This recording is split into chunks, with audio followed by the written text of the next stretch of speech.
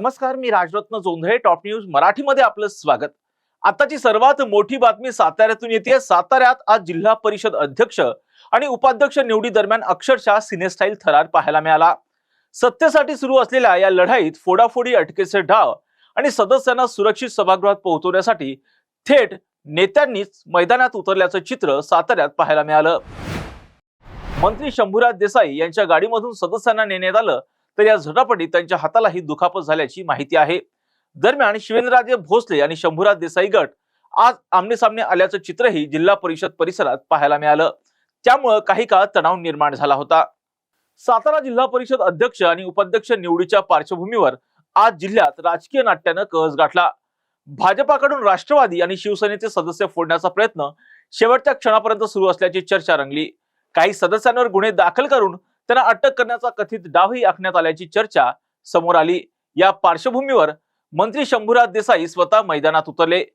पोलिसांच्या वॉचवर असलेल्या सदस्यांना त्यांनी थेट आपल्या गाडीतून सभागृहात पोहोचवलं. मात्र सदस्यांना सभागृहात नेताना झालेल्या झटापटीत शंभूराज देसाई यांच्या हाताला दुखापत झाली. तर दुसरीकडे मकरंद पाटील यांच्या गाडीतूनही काही सदस्यांना सभागृहात आणण्यात आलं. कामेश कांबळे आणि अनिल देसाई यांच्यासह काही सदस्य टार्गेटवर असल्याची चर्चा रंगली होती.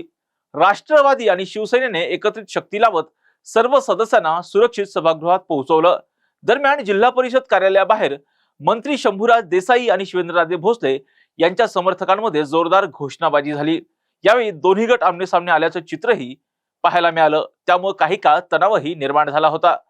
पोलिसांनी तात्काळ हस्तक्षेप करत परिस्थिती नियंत्रणात आणली.